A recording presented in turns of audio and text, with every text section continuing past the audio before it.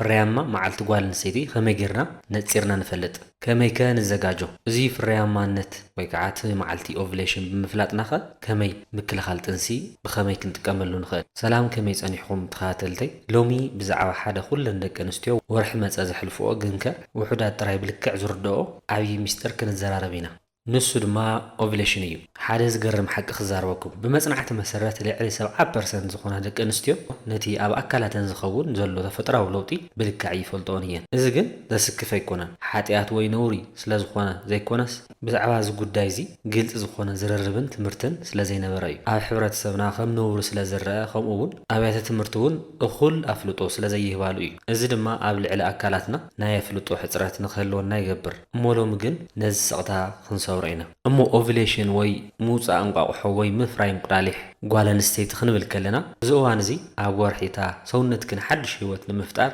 زبالة دولوتي اتخونلو فليتي نايم اتاو فقاد وي ناي ورحي ورقاوي تعدليا نمنتا يخوب نسخون مخنياتو تا خاب مفرا قراليح توتصخلا تنسن خفتر علما خاب عسر تخلتخ ساب إسان روعة ساعات تراي سلازخون ايو لك خام حانتي نوس ساعات تراي صنيحة اتف مبرهتي كنبلا نخيل إذا جزيزي انت حاليفوكي كساب زغلت سلورحي تعدل تعدس ايام مالتي إذا اوفليشن ويكع موسى انقاوحو وي مفراين قراليح مفلات سلام انتا يتقم انتهلنا بوزح تقمتات اللو كافتهم تقمتات حدا نتنسن محاز كتنسي تدلي انتلخي اتا ورقاوي تعدل معاز كمتمز مفلات اتزحات ارى من قدي كالايكا ازو اوفليشن ويكع موسى قوال نسيتين قراليح انتا فلتكي نتنسن مكل خال ويكع ناتشورال كونتراسيبتيف ازو مالت سونتكي خطنسلو جزي سونتكي اتتنسلو ويكع نفسو صور تخونو لجزي مستفلتي بتفطرو مقدي تنسخ تكالغال تخلي خمالتي سالساي تقمي اوفليشن انت فلتكي نتعنا هرمونكي نمردا ازي حجز اوفليشن نايتعنا خي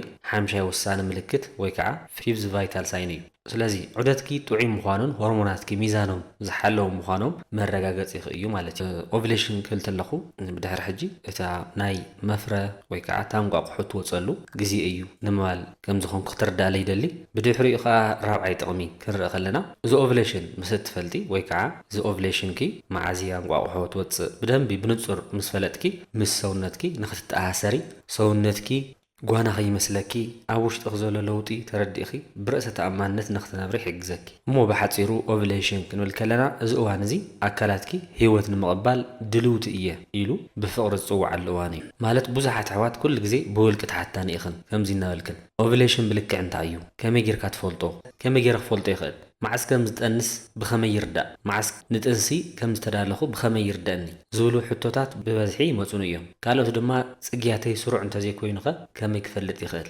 ويفساسة راي مرأي وخليو يلكن تجنق ايخن محواتي حد حتى خنا كومنت وي بتليفون كملسو سلاز تصقماني ناز فيديو زي نخل لخن حتاتكن كم زملس غيره اداليو يلخو سلازي ابناي لهم فيديونا بوانانت اندهسوسو قداماي اتا انقلاليح بلكع معحس كم تمص كمي غير كتفلطيو نتنس خم تدالو كخا خمي غير كتفلطيو كرايكا نتنسي اتا وسانيت معلت معزيا بتلمدو دانجر بريد وي حدغني اوان انبلا مالتي نتنسي زي بزح غزي ساينس كن مهرتنا قدم دانجر بريد قال نبل سلازي ازي دانجر بريد انتايو بلكع تمعلت خمي غير كيخي تفلطيا بقلال منقدي ابزق حبريه سالسايكا نزعلت زيا بخمي بقليلو تقوصريا مسنو صرابنت غيره خهبيه كالي بزعبا اوفليشن كتفلط يوم زلكن عمي مشترات ابزخن رئينا اذا فلطات زمس جبط كيو دما بدحرزي نسخي بعلخي ابل علي اكاراتكي ملو قطصر كلوكي حجي اوفليشن لن نختوليخي سلازي طنس يخليه وي حجي طنس سلازي دلخو كتنققلني كتوليخي سمعيتكي مس اكاراتكي بطبب كتاثريو مالتي مو حنت نطبي كي حلفتك كساب موداتا مسايك تصنحا بخبري لاوكن امو بزعبا اوفليشن فريما معلتي انقاقو خن حسب كلنا سونتكي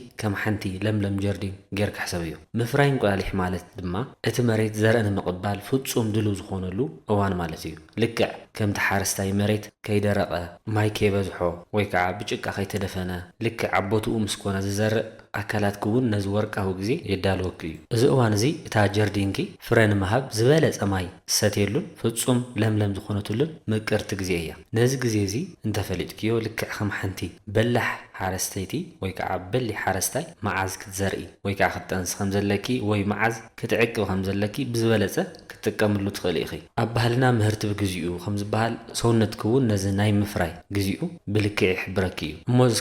እዚ ግዜ እዚ ብሓባር ንርእዮ እሞ ምፍራይ እንቁላሊሕ ወይ ከዓ ኦቭሌሽን ጓል ኣንስተይቲ ማለት እዚ ጉዕዞ ዝጅምር ካብ ኦቫሪስ እዩ ኣብ ውሽጢ ኣካላትኪ ክልተ መፍረ እንቁላሊሕ ወይ ከዓ ኦቫሪስ ኣለውኺ ነዚኦም ልክዕ ከም ክልተ ፍሉያት ናይ ፍረ ኣእዋም ጌርኪ ሕሰብ እዩ ኣብ ወርሒ ሓደ ግዜ ካብዞም ክልተ ኦም እቲ ሓደ ኦም በሲሉ ሓንቲ ፍረ ይህብ እታ ፍረ ድማ እታ እንቁላሊሕ እያ እታ እንቁላሊሕ ወይ ከዓ እታ ፍረ ካብቲ ኦም ምስ ወደቐት በቐጥታ ናብ መሬት ኣይኮነትን ትወድቕ ኣብ ክንድኡ ፋሎፒያን ቲዩብ ብዝበሃል ልክዕ ከም ፀቢብ መተሓላለፊ መገዲ ወይ ከም ተፈጥሯዊ ልስሉስ ቱቦ ኣቢላ ትጓዓዝ እዚ መንገዲ እዚ ነታ እንቁላሊሕ ካብቲ ዝተወለደትሉ ኦም ወይ ከዓ ኦቫሪ ሒዙ ብጥንቃቐ ናብቲ ክትዓርፈሉ ዘለዋ ማህፀን ዘብፅሕ ናይ ተፈጥሮ ድልድል እዩ እታ እንቁላሊሕ በዚ መንገዲ እዚ ክትወርድ ከላ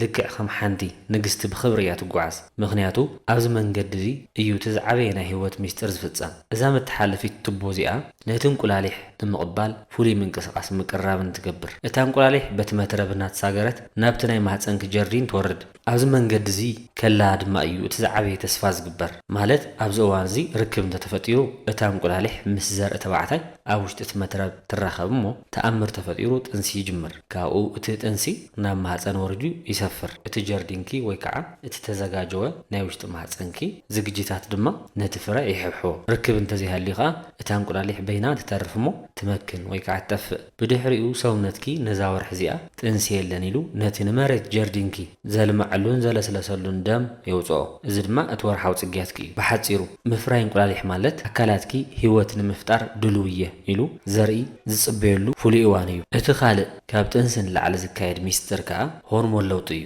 እዚ ዑደት እዚ ንጥንሲ ጥራይ ዝዳለዎ መስርሕ ኣይኮነን ብሙሉእ ንሙሉእ መንነትኪ ስምዒትኪ ከምኡውን ሓይልኺ ዝመርሕ ዓብዪ ናይ ውሽጢ ሞተር እዩ ኣብ ኣካላትኪ ክልተ ዓበይቲ መራሕቲ ሆርሞን ምስቲ ምፍራይ እንቁላሊሕ ወይ ከዓ ኦቭሌሽን ጎኒ ንጎኒ ከምዚ ይሰርሑ ቅድሚ ምፍራይ እንቁላሊሕ ናይ ኤስትሮጅን እዋን እዩ እዚ እቲ ኤስትሮጅን ዝነግሰሉ እዋን እዩ ኣብዚ እዋን እዚ ገጽኪ ጽቡቕ ጸዳሊ ይህልዎ ፀጉርኺ ደምቕ ንስራሕ ዘለኪ ሓይሊ ድማ ይውስኽ ስምዒትኪ ሕጉስ ይኸውን ምስ ሰባት ንምዝራብ ድማ ዝያዳ ሕጉስ ትኾኒ ልክዕ ከምቲ ብርሃን ፀሓይ ዝወፀሉ ንጉሆ ንቑሕን ድልውትን ትኾነ ማለት እዩ ድሕሪ ምፍራይ እንቁላሊሕ ናይ ፕሮጀስትሮን እዋን ንብሎ እታ እንቁላሊሕ ምስ ወፀት ፕሮጀስትሮን ይርከብ ፕሮጀስትሮን ዝበሃል ሆርሞን ይፈሪ እዚ መረጋግኢ ሆርሞን ክንብሎ ንኽእል ንኽትረጋጊኢ ድቃስ ንኽመፀኪ ዝያዳ ምስ ገዛኽን ምስ ነብስኽን ክትኮኒ ይገብረኪ እቲ ዝነበረ ጫውጫውታ ቀኒሱ ሰውነትኪ ዕረፍቲ ዝደልየሉ እዋን እዩ ስለዚ ሓደ መዓልቲ ንጡፍ ሓደ መዓልቲ ንቕሕ ዝበልኪ ሓደ መዓልቲ ድማ ክድቅሲ ጥራይ እደሊ ምክንያትኪ ዓብዪ ምክንያት እዚ ሚስጥር እዚ እዩ ማለት እዩ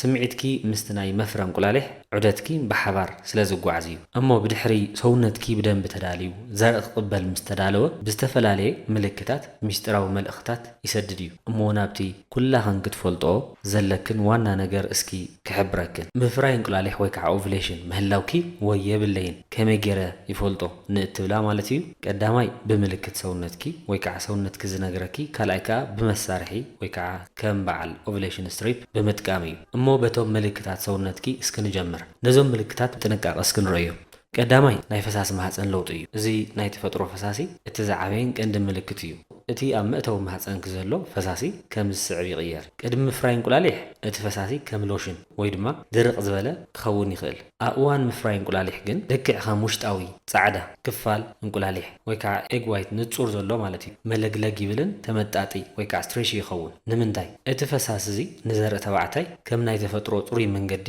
ኮይኑ የግልግል እቲ ዘርኢ ብውሽጢ እዚ ልስሉስ መንገዲ ብቁልጡፍ ናብቲ እንቁላሊሕ ንኽበፅሕ ተፈጥሮ ዘዳለወቶ ናይ መጓዓዝያ መስመር እዩ ክንብሎ ንኽእል እሞ ሰውነትኪ ነቲ መንገዲ ካብ ፀረገ ቀፂሉ ድማ ነቲ ውሽጣዊ ሙቐትኪ ክቕይሮ ይጅምር ከመይ ብኻልኣይ ድማ እንፈልጠሉ ወይ ድማ እቲ ካልኣዋይ ነዚ ኦቭሌሽን ምምፅኡን ኣይምምፁን ወይ ከዓ ኣነ ኦቭሌሽን እየ ክትብልሉ ትኽእሊ ብረስኒ ሰውነትኪ እዩ ባዛል ቦዲ ቴምፕሬቸር እንብሎ ማለት እዩ BBT እናተባሃለ ጽዋዕ እዚ እቲ ውሽጣዊ ዋዒ እዩ ድሕሪ ምፍራይ እንቁላሊሕ ረስኒ ሰውነትኪ ብንእሽተይ ወይ ከዓ ብንእሽተይ ዲግሪ ሙቐት ይውስኽ ንምንታይ እዩ ዝኸውን ከምዚ እንተኢልና እታ እንቁላሊሕ ምስ ወፀት ፕሮጀስትሮን ዝበሃል ሆርሞን ስለ ዝውስኽ ንሰውነትኪ ከም መፈልፈሊ ንኽጥዕም የምቆ እዚ ምልክት እዚ ኦቭሌሽን ምፍጻሙ መረጋገፂ እዩ ስለዚ ካብቲ ዝነበረኪ ዋዒ እንተወሲኽኪ ካብቲ ዝነበረኪ ሙቐት ዋዒ ሰውነትኪ ክውስኽ ተሎ ምስ ዝፈሳሲ ተሓዊሱ ኣብ ኦቭሌሽን ምህላውኪ ክሕብረኪ ይኽእል እዩ ማለት እዩ ካልእ ተወሳኺ ኣሎ እቲ ዋዓ ጥራይ ኣይኮነን መልእኽቲ ዝሰድድ ሓደ ግዜ ንእሽተይ ብመጠኑ ቃንዛ እውን ይፈጥር እዩ እዚ ቃንዛ ዝፍጠርካ ምክንያቱ እታ እንቁላሊሕ ካብቲ ኦም ከም ብማንቲክራማ ወይ ከዓ ተገቲራ ክትወፅእ ከላ እትፈጥሮ ናይ ምፍናው ንእሽተይ ምንቅስቃስ እዩ እዚ ንኣካላተን ኣዝየን ዝከታተላ ደቂ ኣንስትዮ ዝርድአን ምልክት እዩ ስለዚ ኣብዚ እዋን እውን ብመጠኑ ቃንዛ ክህሉ ይኽእል እዩ ማለት እዩ ኣነ ኦቭሌሽን እየልኪ ክትፈልጥሉ እትኽእሊ ራብዓይ ምክንያት ድማ ፆታዊ ርክብ ድሌት ምውሳኽ እዩ ኣብዚ እዋን እዚ ዝያዳ ናይ ፆታዊ ርክብ ድሌትኪ ይውስኽ ዋላ እውን ኣጥባትኪ ሓኻ ክገብረልኪ ይኽእል ንምንታይ ተፈጥሮ ኣዝያ ብልሓተኛ እያ ምክንያቱ ታይኣትብለክ ዘላ ሕጂ እዩ እቲ ግዜ ንምባል ኤስትሮጅን ዝበሃል ሆርሞን ተጠቒማ ዝያዳ ማራኺትን ድልውትን ንኽትኮኒ ትገብረኪ ማለት እዩ ካብ ዝተበጊሳ ድማ እቲ ናይ ስምዒት ባህጊ ምውሳኽ ሰውነትኪ ሂወት ንምፍጣር ዝፅውዐሉ ናይ ተፈጥሮ ድምፂ እዩ እሞ እዞም ምልክታት ዘርዘርናዮም ናይ ሰውነትኪ ምልክታት ጥራይ እኹላት እንተዘይኮይኖም ወይ ድማ ብዝያዳ ንኽተረጋግፅ እንተደሊኺ እቲ ካልኣይ መንገዲ ኦቭሌሽን ስትሪፕ ወይ ከዓ ናይ ምፍራይ እንቁላሊሕ መመርመሪ ምጥቃም ይከኣል እዩ ኣበይ ይርከብ እንተኢልክን እዚ መሳርሒ እዚ ቀሊሉ ኣብ ዝኾነ ኣብ ጥቓኺ ዘሎ ፋርማሲ ብቐሊሉ ክትረኽብዮ ትኽእል ኢኺ ልክዕ ከመመርመሪ ጥንሲ ዝጠቅም ኮይኑ ዋግኡ እውን ምስኡ ዝቀራረብ እዩ እዚ መስርሕ እዚ ኣብ ሽንቲ ዘሎ LH ወይ ከዓ ሉቲናይዚንግ ሆርሞን ዝበሃል ሆርሞን እዩ ዝልክዕ እዚ ሆርሞን እዚ እታ እንቁላሊሕ ክትወፅእ 24-48 ሰዓት ምስ ተረፋ ብከቢድ ይውስኽ መዓዝ ይምርመር እንተኢልክን ከዓ ጽግያትክን ካብ ዝወድኣሉ መዓልቲ ጀሚርክን ኣብ መዓልቲ ሓደ ግዜ ብፍላይ ፍርቂ መዓልቲ ወይ ድሕሪ ቀትሪ ክትምርምር ትኽእል ኢኺ ስለዚ ኦቭሌሽን ስትሪፕ ኢልክን ካብ ፋርማሲ ገዚእኽን እዚ ክትጥቀማሉ ትኽእላ ኢኽን ስለዚ ምርመራ ምስ ገበርክን ልክዕ ከምቲ ናይ ጥንሲ መመርመሪ ክልተ መስመር እንተወፅዩ ፖዘቲቭ ክኸውን ይኽእል ማለት እቲ ውፅኢት ክልተ ንጹር መስመር እንተኮይኑ ኦቭሌሽን ኣሎ ማለት እዩ እዚ ማለት ኣብ 24-48 ሰዓታት እንቁላሊሕ ክትወፅእ እያ ጥንሲ ንምፍጣር እቲ ዝበለፀ ወርቃዊ ግዜ እዩ ማለት እዩ ሓደ መስመር ጥራይ እንተወፅያ ድማ ገና ኦቭሌሽን የለን ወይ ድማ እቲ ሆርሞን ኣይወስኸን ማለት እዩ ስለዚ እቲ ናይ ኦቭሌሽን ምርመራ ከምቲ ናይ ጥንቲ ምርመራ ኣይኮነን እቲ ካልኣይ መስመር ልክዕ ከምቲ ናይ መቆፃፀሪ መስመር ኮንትሮል ላይን ድሙቕ ክኸውን ወይ ድማ ካብኡ ክደምቕ ኣለዎ ፈዛዝ ፍዝዝ ዝበለ እንተኮይኑ ገና እዩ ማለት እዩ ብምልክታት ሰውነትኪ ኣረጋጊፅኪ ብመሳርሒ እውን ደጊምክዮ ሕጂ እቲ ዝዓበየ ሕቶ እዚ ኩሉ ፍልጠት ተጠቒምና ከመይ ጌርና እታ ዳንጀር ፐሬድ ግዜኣን ዕለታን ንቆፅራ ዝብል ሕቶ እዩ እሞ ናብቲ ቁፅሪ ከመይ ከምናኣቱ ቅድሚ ምርኣይና ሓደ ነገር ክነግረክን ብዙሕ ግዜ ብዛዕባ ኣካላትክን ተጋጊ ሓበሬታት ካብ ሓደ ሰባት ወይ ከዓ ኣብ ሓደ ወግዕታት ትሰምዓ ትኾና ኢኽን እሞ ሎሚ ነቶም ልሙዳት ጌጋታት ካብቲ ሓቀኛ ስነ ፍልጠታዊ መርዳእታ ተበጊስና እስኪ ንመርምሮምን ኣየኖም እዮም ጌገኛ ኣየኖም እዮም ጌጋ ኣየኖም እዮም ደም ትክክለኛ ንፍለጦም እዚ ቀዳማይ ኩሉ ሰብ ዝብሎ እንታይ እዩ ኩሉ ግዜ ኣብ መበል 14 መዓልቲ ጥራይ እዩ ዳንጀር ፐሬድ ዝበሃል ብዙሕ ግዜ ንሰምዕ ንኾይና እዚ ሓቂ ዶ ወይ ጌጋ እንተኢልና ዝበዝሒ እዚ ኣብ ጌጋ ክንብሎ ንኽእል ኢና መበል 14 መዓልቲ ዝኸውን ዑደትኪ ልክዕ 28 መዓልቲ እንተኮይኑ ጥራይ እዩ ካብ ሰብ ናብ ሰብ እውን ዋላ እውን ካብ ወርሒ ናብ ወርሒ ይፈላለ እዩ ማለት ከም ዝፍለጥ ዑደት ጓል ኣንስተይቲ ካብ 21 ክሳብ 35 መዓልቲ ክኸውን ይኽእል እዩ ስለዚ ምፍራይ እንቁላሊሕ ካብ መበል 10 ክሳብ መበል 21 መዓልቲ ኣብ ዘሎ ግዜ ክቀያየር ይኽእል እዩ ቁፅሪ ጥራይ ዘይኮነስ ምልክታት ኣካላትኪ ክትሰምዕ ዝግባእ ነዚ እዩ ካልኣይ ጌጋ ካብ ማሕበረሰብና ወይ ካብ ብዙሕ ሰባት ንሰምዖኻ ካብቲ እንቁላሊሕ ዝውፀተሉ መዓልቲ ወፃኢ ኣይጥነስን እዩ ዝብል እዚ እውን ጌጋ እዩ ምክንያቱ እታ እንቁላሊሕ ንባዕላ ንሓፂር ግዜ ካብ 12 ክሳብ 24 ሰዓት ጥራይ እያ ትነብር እቲ ምስጢር ግን ኣብቲ ዘርኢ ተባዕታይ እዩ ምክንያቱ ዘርኢ ተባዕታይ ኣብ ውሽጢ ሰውነት ጓል ኣንስተይቲ ኣብቲ ፈሳሲ ወይ ከዓ ኣብቲ ሙኮስ ተሓቢኡ ካብ 3 ክሳብ 5 መዓልታት ህያው ኮይኑ ክፅበ ይኽእል እዩ ስለዚ እንቁላሊሕ ቅድሚ ምውፃእ ብ3 መዓልቲ ርክብ እንተገበርኪ ጥንሲ ክፍጠር ይኽእል እዩ ስለዚ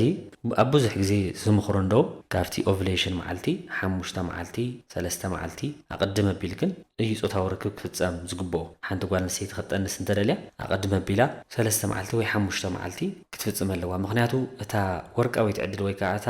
ናታ እንቋቑሖ ካብ 12 ክሳብ 24 ሰዓት ስለ ዝጸንሕ እቲ ናይ ወዲ ተባዕታይ ኣብኡ ጸኒሑ ምእንታን ጥንሲ ክፍጠር ቅድሚ ኦቭሌሽን ካብ 3 ክሳብ 5 መዓልታት ዘሎ ጾታዊ ርክብ ክፍጸም ኣለዎ ማለት እዩ ካልኻ እቱ ዝወፅእ ፈሳሲ ርስሓት ወይ ምልክት ሕማም እዩ ክብል እውን ንሰምዕ ኢና እዚ እውን መበል ሳልሳይ ጌጋ እዩ እዚ ፈሳሲ እዚ ተፈጥራዊ መርኣያ ጥዕና ክብርን ጓል ኣንስተይቲ እዩ እዚ ፈሳሲ እዚ ኣካላትኪ ብጥዕና ይሰርሕ ከም ዘሎ ዘርእየሉ ቋንቋ እዩ ንዘርኢ ተባዕታይ ዝዕቅብ ፀራጊ መንገዲ ዝኸውንን ነቲ ማህፀን ካብ ረኽሲ ዝከላኸልን ተፈጥራዊ ዋልታ እዩ ስለዚ ንኣካላት ከኽብርዮ እዚ ፈሳሲ እዚ ርስሓት ዘይኮነስ ናይ ህይወት ምልክት እዩ እሞ ሕጂ ካብዞም ጉግያት ርድኢታት ነፃ ወፂና ኣለና ንበል ኣካላትኪ ማሽን ዘይኮነስ ተለዋዋጢ ተፈጥሮ ምዃኑ ተረዲእና ኣለና ሕጂ ድማ ነቲ ኩሉ ዝተምሃርናዮ ሓቢርና እቲ ዳንጀር ፐሬድ ከመይ ጌርና ክንቆፅሮ ብልክዕ ከመይ ጌርናኸ ክንፈልጦ እስኪ ንርአ ሕጂ ናብታ ኩላ ክንክትፈልጣ ትፅበያ ዘለኽን ሚስጥራዊ ፎርሙላ ክንኣቱ ኢና ብዙሕ ግዜ መበል 14 መዓልቲ እዩ ክበሃል ሰምዓ ትኾና እዚ ግን ንኩለና ዋልድ ኣይሰርሕን እዩ እሞ እቲ ሓቀኛ መንገዲ እንታይ እዩ እሞ እታ ወርቃዊት ሕጊ እዚኣ ኢልክን ሓዝኣ 14 መዓልቲ እዚ ማለት ሳይንስ ዝነግረና ሓደ ዘይቕየር ሓቂ ኣሎ ምፍራይ እንቁላሊሕ ወይ ከዓ ኦቭሌሽን ኩሉ ግዜ ዝኸውን ዝቕፅል ጽግያትኪ ክጅምር ልክዕ 14 መዓልቲ ምስ ተረፎ እዩ እቲ ቁፅሪ ዝቀያየር ናይ ነፍሲ ወከፍ ጓል ናይ ዑደት ንውሓት ስለ ዝፈላለዩ እስኪ ነዚ ፎርሙላ ኣጽቢቕና ግልጽ ጌርና ንረአዮ ንኣብነት ጠቕላላ ንውሓት ዑደትኪ 28 እንተኾይኑ 14 ተጉድልሉ እሞ መዓልቲ ምፍራይ እንቁላሊሕ ክህበኪ ይኽእል ማለት እዩ ንኣብነት ሓንቲ ጓል ኣንስተይቲ ጽግያታ 28 መዓልቲ እንተኾይኑ ማለት ብተኸታታሊ 28 ጽግያታ ትርኢ እንተኾይና 28 ክጎድል 14 እዚ ይኸውን 14 መዓልቲ ንብሎ ማለት እዩ ጽግያታ 30 መዓልቲ እንተኾይኑ 30 ክጎድል 14 16 መዓልቲ ይኸውን ጽግያታ 25 መዓልቲ እንተኾይኑ 25 ክጎድል 14 መበል 11 መዓልቲ እዚ ማለት ካብቲ ዘለክን ናይ ወርሓዊ ጽግያ ክጎድል 14 ትገብራ እሞ እዚኣ ኦቭሌሽን መዓልቲ እያ ኢልክን እትፈልጣላ ቀላል መንገዲ እያ ኣብዚ ግን ክትፈልጦ ዘለክን ዘይስሩዕ ዑደት እንተሃልዩ ክትፈልጦ ዘለክን ብዙሓት ኣዋልድ ዑደተን ካብ 27 ንታሕቲ ወይ ከዓ ሾርት ሳይክል ወይ ድማ ካብ 35 ንላዕሊ ሎንግ ሳይክል ክኸውን ከሎ ይጨነቃ እየን ከም በዓል ሞያ መጠን ኣብዚ ከመኽረክን ሾርት ሳይክል ትሕቲ 21 እስካብ 25 ኣካላትኪ ፈጣን እዩ ማለት እዩ ኣካላትኪ ቁልጡፍ እዩ ማለት እዩ ስለዚ ኣብዚ እዋን እዚ እንቁላሊሕኺ ኣዝዩ ኣጋጣሚ ንኣብነት መበል ሻምናይ ወይ ታሽዓይ መዓልቲ ክወፅእ ስለ ዝኽእል ጽግያትኪ ምስ ተወድአ ብኡንኡ ዳንጀር ፐሬድ ይጅምር ሎንግ ሳይክል ወይ ከዓ ልዕሊ 35 ኣካላትኪ ግዜ ወሲዱ እዩ ዘዳልዎ ንኣብነት ዑደትኪ 40 መዓልቲ እንተኾይኑ 40 ክጎድል 14 መበል 26 መዓልቲ እዩ እቲ ግዜኺ 40 ክጎድል 14 መበል 26 መዓልቲ እዩ እቲ ግዜኺ ማለት እዩ እሞ ቁፅሪ ጥራይ ክንሓስብ ከለና ብቁፅሪ ጥራሕ ናይ ኦቭሌሽን ሰዓት ክንፈልጥ ኣይንኽእልን ነዚ ቁፅሪ ምስ ምልክታት ሰውነትኪ ከም ምስ ፈሳሲ ማህፀንኪ ምስ ዋዒ ካልኦት ምልክታት እንተዘራርናሎም ብሓበር ተዛምድ እዮም ኣለኪ ስለዚ እታ ልክዕ መዓልቲ ንምፍላጥ እቲ ሒሳባዊ ፎርሙላ ምስ ሰውነትኪ ዝህበኪ ምልክታት ከምዚ ጌርካ ዋህድ እዩ መጀመርያ ዑደትኪ ክጎድል 14 ዝብል ፎርሙላ ኩሉ ግዜ ተጠቐሚ እታ ዝተሓሰበት መዓልቲ ክትቀርብ ከላ ንኣብነት 3 መዓልቲ ቀዲሙ ሰውነትኪ ክትከታተል ጀምሪ እቲ ፈሳሲ ጻዕዳን መለግለግን ኮይኑ ክሳብ 10 ሰንቲሜትር ክሰሓብ ምስ ጀመረ እቲ ቁፅሪ ልክዕ ምዃኑ መረጋገፂ ይኽእል እዚ ማለት መንገዲ ተኸፊተሎ ማለት እዩ እቲ ዋዒ ወይ ከዓ ቢቢቲ ዝበልናዮ እውን ንረስን ሰውነትኪ ብንእሽተይ ክውስኽ ምስ ጀመረ እንቁላሊሕ ወፂኣ ኣላ ዝብል ናይ መወዳእታ ደወል እዩ እታ ዝበለፀት መዓልቲ ወይ ከዓ ኤግዛክት ደይ ንፈልጠሉ እቲ ፈሳሲ ዝያዳ መለግለግ ዝኾነሉን መዓልቲ እያ እታ ርክብ ድማ እቲ ፈሳሲ ቅየር ካብ ዝጅመረሉ ዕለት ክሳብ እቲ ረስኒ ዝውስኸሉ ዕለት ኣብ ዘሎ ግዜ ክኸውን ይግባእ ስለዚ ኩላኸን ኣሕዋተይ ክትፈልጥዎ ዝግባእ ንኣብነት ኣብ 30 ወርሓዊ ጽግያት እትርኢ ጓል ኣንስተይቲ ክጎድል 14 16 ወይ ከዓ እታ 14 ቁፅሪ ሓዝኣ ወሳኒት ቁፅሪ እያ ዝብል ፎርሙላ ሳይንሳዊ መበገሲ እዩ እንተኾነ ግን ቁፅሪ ጥራይ ኣይትእመና እቲ ሓቀኛ ትክክለኛ መዓልቲ ዝፍለጥ ነቲ ቁፅሪ ምስቲ ዝተምሃርናዮ ናይ ፈሳሲ ለውጥን ሙቐትን ክትዛምድ እዮ ከለኺ እዩ ብዝበለፀ ምልክት ክበክ ዝኽእል ስለዚ እቲ ፎርሙላ ከም ካርታ እዩ እቲ ፈሳሲ ናይ ሙቐት ሰውነትኪ ግን ከም ጂፒኤስ እዩ ካርታ ጥራይ ሒዝካ ክትጋገ ትኽእል ኢኻ ጂፒኤስ ምስ ትውስኸሉ ግን ልክዕ ቦታ ኸበይ ምዃኑ ናበይ ከም ትኸዲ ብደንቢ ነፂሩ ክነግረኪ ይኽእል እዩ ማለት እዩ ግን ኣብዚ ንኩላኽን ክሕብሮ ዝደሊ እቲ ቁፅሪ ዝነግረኪ መዓልቲ በፂሑ ግን ዝኾነ ፈሳሲ ለውጢ ወይ ዋዒ እንተዘይርኢኺ እቲ ወርሒ እቲ ኦቭሌሽን ዝተኻየደሉ ኣኖቪላቶሪ ሳይክል ክኸውን ስለ ዝኽእል እዚ ተደጋጋሚ እንተኾይኑ ሓኪም ከም መኽርዮ ማለት ኣብቲ መዓልቲ ኣብቲ ከባቢ ኩሉ ግዜ ናይ ፈሳሲ ለውጢ ወይ ድማ ሙቐት ሰውነት ተደጋጋሚ ዘይረአየክ ተኾይኑ ብሓኪም ክትረአይ ይላወኪ ካልእውን ናብ ሕክምና ክትከድ ዘለኪ ኣካላትኪ ተለዋዋጢ ምዃን ነውር እዩ እንተኾነ ግን እዞም ዝስዑ ምልክታት ምስ ዝህልወኪ ናብ ሓኪም ኬድኪ ክትመኸሪ ኣዝዩ ኣገዳሲ እዩ። ቀዳማይ ዘይስሩዕነት ዑደትኪ ኩሉ ግዜ ዝቀያየር እንተኮይኑ ሓደ ወርሒ 20 መዓልቲ ካልእ ወርሒ 50 መዓልቲ ካልእ እውን 30 ካልኣይ ከዓ ንውሓት ዑደትኪ ኩሉ ግዜ ካብ 21 መዓልቲ ዝሓፀረ ወይ ድማ ካብ 35 መዓልቲ ዝነውሐ እንተኮይኑ ሳልሳይ ንልዕሊ 3 ወርሒ ጽግያትኪ እንተቋሪጹ ራብዓይ ከቢድ ቃንዛ ኣብ እዋን ጽግያት ወይ ኦቭሌሽን ካብ ዓቕሚ ንላዕሊ ዝኾነ ቃንዛ ምስ ዝህልወኪ እዚኣቶም ምስ ዝህልውኺ ናብ በዓል ሞያ ወይ ከዓ ናብ ሓኪም ምኻድ ኣዝዩ የድሊ ማለት እዩ። ስለዚ ክፍሊ ጥዕና ምፍላጥ ፍርቂ ፈውሲ እዩ። ስለዚ ኣካላትኪ ንውር ዑደት ምስ ዝስሕት ሓኪም ከመኸር እዩ። ብተወሳኺ እውን ዑደትኪ ሓደ ወርሒ 26 ካልእ ወርሒ ድማ 35 መዓልቲ እናኾነ ዝቀየር እንተኮይኑ እቲ ቁፅሪ ዝሓበርኩኺ ወይ ከዓ እቲ ናይ 14 መዓልቲ ምጉዳል ክትጥቀመ ኣዝዩ ኣጸጋሚ እዩ። ስለምንታይ? ምክንያቱ እታ እንቁላሊሕ መዓዝ ከም እትወፅእ ብቁፅሪ ክንግምቶ ትኸብድ ስለ ዝኽእል። እሞት መፍትሒ ምልክታት ሰውነትኪ ከይትርስዒ ኦቭሌሽን ስትሪፕ እውን ምጥቃም ከይትርስዒ ንሓኪምክ እውን ኣማኽሪ። ዑደትኪ ካብ መጠን ንላዕሊ ዘይስሩዕ እንተኮይኑ እታ እንቁላሊሕ ብግቡእ ትወፅእ ከም ዘላ ንምርጋፅ ናብ ሓኪም ከድኪ ምርኣይ ቀዳምነት ዝወሃቦ ዝግባእ ዕማም እዩ ማለት እዩ። እሞ ተኸታተልተይ ኦቭሌሽን ምፍላጥ ማለት ቁፅሪ ምፍላጥ ጥራይ ዘይኮነስ ንመንነትኪ ብሓላፍነት ምምራሕ ማለት እዩ። ስለምንታይ እዩ እዚ ፍልጠት እዚ ሓይሊ ዝኸውን? ከምቲ ዓንቶ ዝሓበርክዎ ጥንሲ ንክትእምትሉ ወይ ብተፈጥራዊ መንገዲ ንክትከላኸለሉ ኣብዚ ግን መከላኸሊ ክብል ተለኹ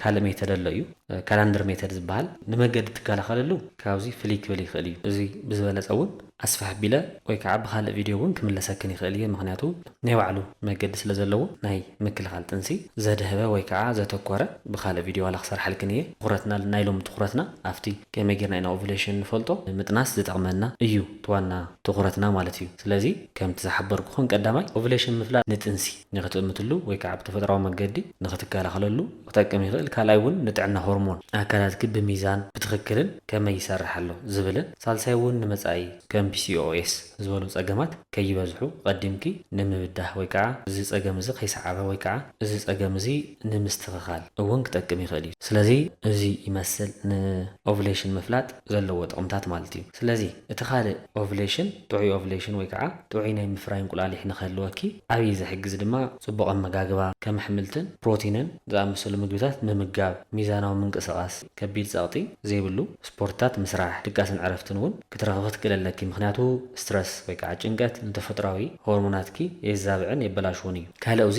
ንጹር ክገብረልክን ዝደሊ ጥንሲ እትደልያ ኣሕዋት ወይ ከዓ ክጠንሳ ትደልያ ካብቲ ኦቭሌሽን ዝበሃል ሰዓት ኣቐድመ ኣቢልክን ኢኽን ፆታዊ ርክብ ክትገብራ ዘለክን ማለት 5 መዓልቲ ናይ ወዲ ተባዕታይ ዘርኢ ናይ ምጽናሕ ዕድል ስለ ዘለዎ ናይታ ጓል ኣንስተይቲ ድማ 4 ካብ 12 ክሳብ 24 ጥራሕ እያ እታ እንቁላሊሕ ትጸንሕ። ስለዚ እቲ ናይ ወዲ ተባዕታይ ዘርኢ ንኽረኽባ ነታ እንቋቑሖ ምእንታይ ክረኽባ ካብቲ ኦቭሌሽን ዝበሃል ሰዓት ኣቐድመ ኣቢልክን 3-4 መዓልትታት ኣብቲ ከባቢ እሱ ፆታዊ ርክብ ምፍጻም ክዝንጋዕ የብሉን ማለት እዩ። ስለዚ ኣሕዋተይ ኣካላትኪ ኩሉ ግዜ ንጥዕና ክሰርሕ ተፈጥራዊ ተኣምር እዩ እሞ ብዙሓት ኣዋልድ ብሰንኪ ሕፅረት ፍልጠት ምስ ነብሰን ክሳቕያን ክበኣሳን ምርኣይ ይኣክል። ስለዚ እዚ ፍልጠት እዚ ኣብዚ ደው ክብል የብሉን ንሓንቲ ክትፈልጥ ይግባእ እዩ እትብልኣ መሓዛኺ ሓፍትኺ ሼር ምግባር ከይትርስዓ። እዚ ብዛዕባ ሕሰ መውጋዕ ዘይኮነስ ሓንቲ ዝተምሃረት ጓል ንባዕላ ንስድራኣን ዋልታ ዝኾነት ብፍልጠት ዝበለፀትን ጓል ኣንስተይቲ ምህናፅ እዩ። ቀጻሊ ምስ ኣካላትኪ ሚስጥራት ጥዕና ክትፈልጢ እንተደሊኺ ምሳና ኣብዚ ቻናል ተጸንበሪ ሓደሽቲ እንትኾንክን ሰብስክራይብ ብምግባር ኣባል እዚ ናይ ፍልጠት ስድራ ቤት ኩና እምበኣር ተኸታተልተይ ናይ መወዳእታ መልእኽተይ ውላድ ናይ ፈጣሪ በረከት ውፅኢት ናይቲ ንሕና ንገብሮም ፍልጠት እዩ። ኣካላትኪ ፍሉይ እዩ ብግቡእ ፍለጥ እዮም ኣኽብር እዮም ክትጠንሲ ሓሲብኪ ዘለኻ ሓፍተይ ድማ ፈጣሪ ድሌትክን ልብኽን ይስማዓክን ይፈጽመልክን እቲ ኩሉ ግዜ ብሃንቀውታ እትጽበዮ ናይ ጽቡቕ ወረ ድማ የስምዕኺ እምነትኪ ምስ ፍልጠትኪ ኣዛምድ እዩ ተስፋ ድማ ኣይትቑረጺ እናበልኩ ዝኾነ ይኹን ካልእ ሕቶ ወይ ዘይንጹር ነገር እንተሃልዩክን ወይ ድማ በዚ ጉዳይ እዚ ቪድዮ ስራሓልና እትብልኦ ርእይቶ እንተለክን ኣብ ኮመንት ሓብራኒ ንሕቶታትክን ብጽሑፍ ክምልሰልክን እየ ወይ ድማ እንተጸጊሙኒ ከምዚ ሕጂ ዝገበርናዮ ዝርዝር ዘለዎ ቪድዮ ኣዳልየ ክመጸክን እየ። ልቢ ንግበር ፍልጠት ጥዕና ቀዲሙ ምስ ዝርከብ ጸገምን ቃንዛን ሕማምን ቦታ የብሉን እሞ ተኸታተልተይ ክሳብ ብኻልእ ኣገዳሲ ትሕዝቶ ተመሊሰ ዝመጽእ ጥዕና ይሃበለይ። ሰናይ ቅነ